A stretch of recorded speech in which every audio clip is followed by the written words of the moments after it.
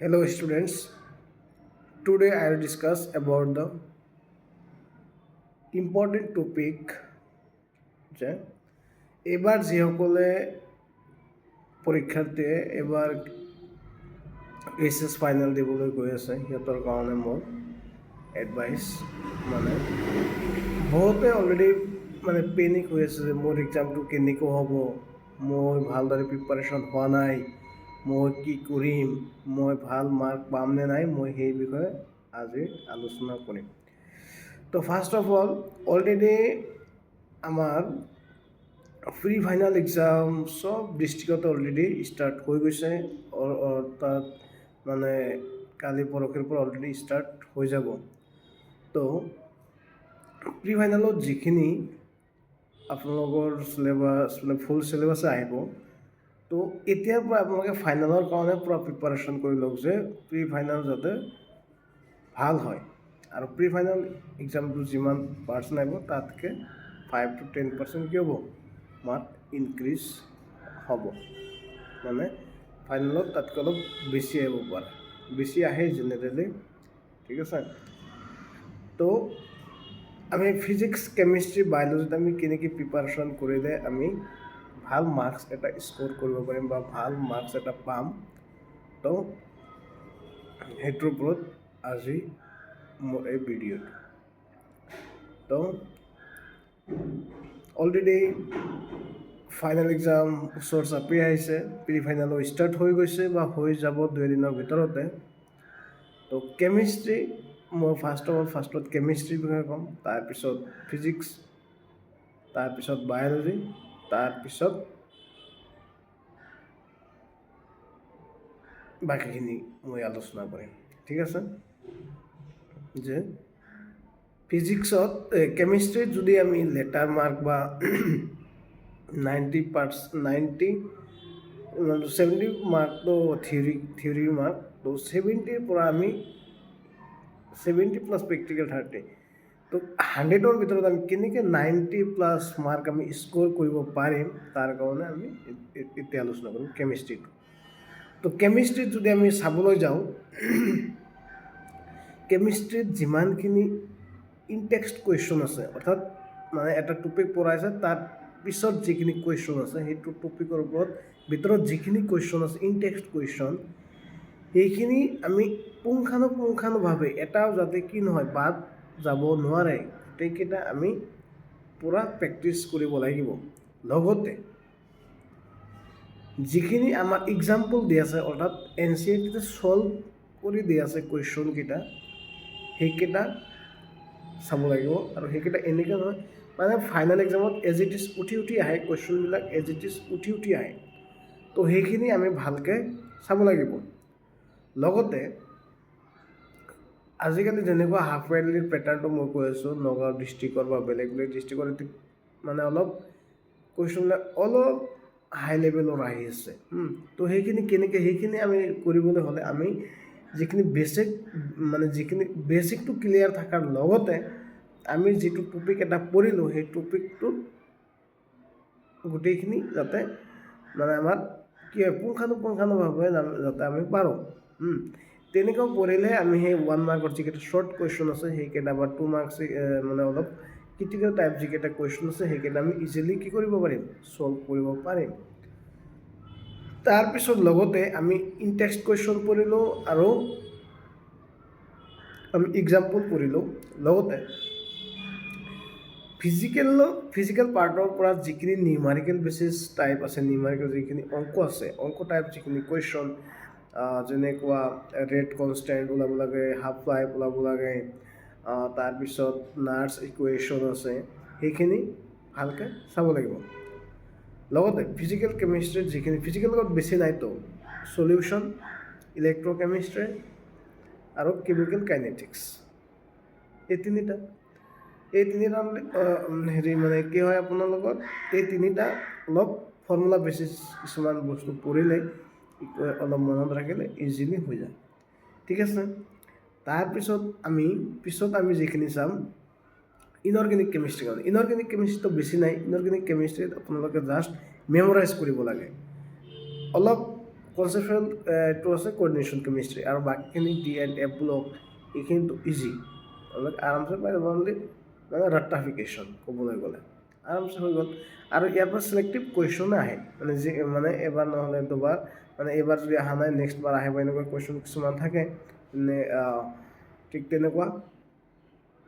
আৰু অৰ্গেনিকত যদি আমি চাব যাওঁ, অৰ্গেনিক কেমিষ্ট্ৰিত কি হ'ব, অৰ্গেনিক কেমিষ্ট্ৰিত যিমানখিনি ৰিয়েকশ্যন আছে, নেম ৰিয়েকশ্যন গোটেইখিনি আপোনালোকে থিয়ৰী প্লাছ মানে নেম ৰিয়েকশ্যনটোত কি কৈছে, লগতে তাত ইকুৱেশ্যনখিনি আমাৰ জনা থাকিব, কোনটো ৰিয়েজেণ্ট দিলে কি হ'ব, এলকহলৰ পৰা এৰিয়েট ল'বলৈ হ'লে কি ৰিয়েজেণ্ট দিব লাগিব, তাৰপিছত ইটাৰ ৰিয়েকশ্যন, ফিডিল ক্ৰাফ এচাইলেশ্যন, এলকাইলেশ্যন, তাৰপিছত ৰ'জেনবাৰ্গ ৰিডাকশ্যন, তাৰপিছত গেটাৰমেন কোচ ৰিয়েকশ্যন, তাৰপিছত কেনজাৰো ৰিয়েকশ্যন, এলডল কনডেনশ্যন, এইবিলাক গোটেইখিনি ৰিয়েকশ্যন যিমান আছে একদম পুংখানুপুংখভাৱে মানে মেকানিজম হোৱাকৈ মনত ৰাখিলে আপোনালোকে মানে এইকেইটা আহে শ্বৰ্ট নোট, বা কি ৰিয়েজেণ্ট দিম, এ বি ডি এনেকুৱা কুৱেশ্যন কি আহিয়ে থাকে, সেইখিনি আৰামছে হৈ যাব। আৰু কওঁ লাষ্টত যিটো বায়'মলিকুল চেপ্টাৰ আছে, বা যেনেকুৱা বায়'মলিকুল অৰ্গেনিক পাৰ্টৰ কিন্তু কি বায়'কেমিষ্ট্ৰি ক'বলৈ গ'লে মানে সেইখিনি বস্তুখিনি কি easy, D N A R N A difference, তাৰপিছত আপোনালোকৰ ভিটামিনছ আছে topic, disaccharide, monosaccharide, polysaccharide, definition, cellulose, glycogen, এইবিলাক কি সেইখিনি অলপ ভালকৈ জানিলে কি ইজিলি আপোনালোকে পাৰি যাব। ঠিক আছে, নেক্সট যদি আমি ডিছকাছ কৰিব যাওঁ, আমি আৰু এটা কথা ইয়াত কেমিষ্ট্ৰিৰ যিমান প্ৰিভিয়াছ ইয়াৰৰ কুৱেশ্যন আছে, PIQ আছে, চবখিনি আপোনালোকে এক মূৰৰ পৰা যিখিনি চিলেবাছত আছে PIQখিনি আপোনালোকে মানে এমূৰৰ পৰা অলপ চাই যাওক, কেমিষ্ট্ৰিৰ এমূৰৰ পৰা অলপ কি বস্তুখিনি চাই যাওক, তেতিয়াহ'লে কি হ'ব, বস্তুখিনি আপোনালোকৰ কাৰণে ইজিয়েষ্ট হ'ব। মানে কেনেকুৱা ধৰণৰ কুৱেশ্যন আহিছিল, কি আহিছিল, এইখিনি অলপ পঢ়িবলৈ অলপ ট্ৰাই কৰিব। ঠিক আছে, মানে টপিক ৱাইজ চাব বা চেপ্টাৰ ৱাইজ চাব, যে এইটো চেপ্টাৰৰ পৰা কি PIQ আহিছিল, এইটো চেপ্টাৰৰ পৰা PIQ কেনেকুৱা আহিছিল। আৰু ৰিভিজন মাষ্ট, অৰ্গেনিক ৰিয়েকশ্যন আপুনি যিমান প্ৰেক্টিচ কৰিব, যিমান ৰিভিজন কৰিব, ইমানে কি হ'ব মানে মনত থাকিব। ঠিক আছে, তো এতিয়া আমি আহিম ফিজিক্সৰ পাৰ্টটো। ফিজিক্স পাৰ্টতো ঠিক তেনেকুৱাই, ফিজিক্সৰ আপোনালোকে ফাৰ্ষ্টৰ পৰাই ফৰ্মুলাকেইটা মনত ৰাখিব। এনেকুৱা কুৱেশ্যন আহে, কিছুমানে থিয়ৰী পাৰে, নিউমাৰিকেল নোৱাৰে, তো ইহঁতে যিবিলাকে নিউমাৰিকেলত অলপ ষ্ট্ৰং, ইয়াতে যিমান ফৰ্মুলা আছে ফৰ্মুলাখিনি মনত ৰাখক, ড্ৰাইভেশ্যনখিনি মনত ৰাখক, তাৰপিছত আপোনালোকৰ থিয়ৰী যেনেকুৱা কুলম্বছ ল, মানে ভেৰাইটিজ টাইপ অফ মানে এটা বস্তু 2-3টা মানে পদ্ধতিৰে আহিব পাৰে। এনেকুৱা এবাৰ আহিছে কুলম্বছ ল লিখিবলৈ, আকৌ আহিছে তোমাৰ এইটো ভেক্টৰ ফৰ্মত লিখিবলৈ, আকৌ কোৱান্টাইজেশ্যন অফ চাৰ্জ, আধানৰ কোৱান্টিকৰণ মানে কি, এইবিলাক বস্তু এবাৰ আহিছে নিউমাৰিকেল, এবাৰ আহিছে তাৰপৰা ডেফিনিশ্যন, তো কিউ ইকুৱেল টু এনি, তো এনেকুৱাকৈ গোটেইখিনি বস্তু আপোনালোকে যিমানখিনি NCERT যিমানখিনি এক্সাম্পল আছে, তাৰপিছত ভিতৰত কিছুমান কুৱেশ্যন চালেই দেখা পোৱা যায় যে এইটো ইম্পৰ্টেণ্ট কুৱেশ্যন, সেইখিনি অলপ ভালকৈ চাব। লগতে আপোনালোকৰ যিমানখিনি কি কয় ক্লাছ নোটছখিনি আছে, নোটছখিনি আপুনি ষ্ট্ৰিক্টলি ফ'ল' কৰিব। টিচাৰৰ নোটছ আপুনি ব্লাইণ্ডলি ফ'ল' কৰিব লাগিব। ছাৰে যি দিছে একদম পাৰফেক্টলি মই এইখিনি কৰিম, আৰু লগতে PIQখিনি কেনেকুৱা ছাৰে পঢ়িব দিছে, মানে টিচাৰৰ সদায় মানে টিচাৰক ব্লাইণ্ডলি ফ'ল' কৰিব লাগে, মানে টিচাৰে যি হয় য়েছ। ঠিক আছে, এইখিনি নোটছ যদি আপোনালোকে ভালকৈ ফ'ল' কৰে টিচাৰে দিয়ে, তেতিয়াহ'লে আপোনালোকে ডেফিনেটলি আপোনালোকে ভাল এটা স্ক'ৰ কৰিব, একো ভয় খোৱাৰ একো কাৰণ নাই। ঠিক আছে, আৰু যিমান পাৰে ৰিভিজন কৰক, প্ৰেক্টিচ কৰক, যিমান পাৰে ৰিভিজন কৰক, প্ৰেক্টিচ কৰক। কেমিষ্ট্ৰি আৰু ফিজিক্সৰ ফাণ্ডা একেই, যিমান পাৰে প্ৰেক্টিচ কৰক, আৰু বস্তুখিনি ৰিভিজন মোৰ ৰিভিজন, এবাৰ পঢ়িলে নহয় আকৌ পঢ়ক। বস্তু যেনেকুৱা ৰে অপটিক্স আছে, ৱেভ অপটিক্স আছে, সেইখিনি বস্তু বাৰ ৰিভিজন কৰক। আৰু মডাৰ্ণ ফিজিক্স বোলে আমি কি ক'ম, dual nature of atomic particles, atoms, nucleus, logic gate লাষ্টৰ চেপ্টাৰটো N type P type reverse bias forwards bias সেইখিনি আপোনালোকে ভালকৈ চাওক, আৰামছে হৈ যাব। একো মানে ইজিলি 80% প্লাছ মানে যদি এইখিনি মই যেনেকৈ কৈছোঁ এইখিনি যদি আপোনালোকে ফ'ল' কৰিব পাৰে ইজিলি, আৰু লগত ফিজিক্সৰ আপোনালোকে PIQ চাওক, মানে নহয় এজ ইট ইজ মুখস্থ কৰিব নালাগে, আপোনালোকে বস্তুখিনি চাওক কেনেকুৱা কুৱেশ্যন আহিছে বা কেনেকুৱা ধৰণে কুৱেশ্যন আহিব পাৰে, এনেকৈ চালে আপোনালোকৰ ইজিলি হৈ যাব।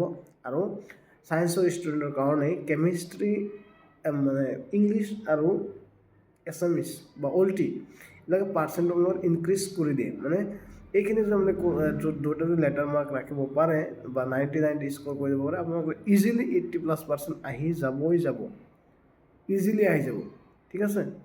আৰু বায়'লজিৰ ক্ষেত্ৰতো বায়'লজি আপোনালোকে ভালকৈ টপিক ৱাইজ কুৱেশ্যনখিনি প্ৰেক্টিছ কৰক, ডায়েগ্ৰাম বেচিছ বস্তুখিনি চাওক, আৰু মানে কেনেকুৱা কুৱেশ্যন আগত আহিছে। আৰু মই এটা কথা ক'ব পাৰোঁ, যদি আপোনালোকে বায়'লজিৰ যদি PIQখিনি চাই বটানী জুলজি একদম আপোনালোকে চাব maximum number of question repeat again and again, এবাৰ নহ'লে এটা কুৱেশ্যন 2বাৰ 3বাৰ 4বাৰ 5বাৰ এনেকুৱাকৈ আহিছে।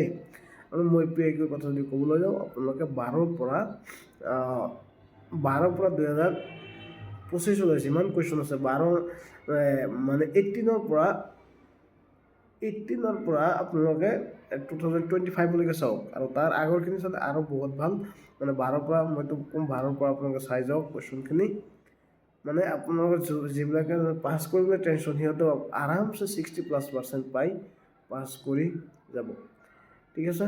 আৰু যদি কিবা ডাউট থাকে আপোনালোকে কমেণ্টত জনাই দিব। আৰু এটা কথা আমি জনাব বিচাৰোঁ যে অলৰেডি আমাৰ BC নাৰ্ছিঙৰ কোৰ্চ অলৰেডি ষ্টাৰ্ট হ'ব। তো যোনে আপোনালোকে BC নাৰ্ছিং বা মেডিকেল ফিল্ডত এণ্ট্ৰেঞ্চ দিব বিচাৰিছে, আপোনালোকে আমাৰ কমেণ্ট বক্সত কমেণ্ট কৰিব, আমি যাতে নাম্বাৰটো দিয়া থাকিব আমাৰ হোৱাটছআপত কানেক্ট হৈ যাব পাৰে, ঠিক আছে। এইখিনি আজিৰ কাৰণে, থেংক ইউ।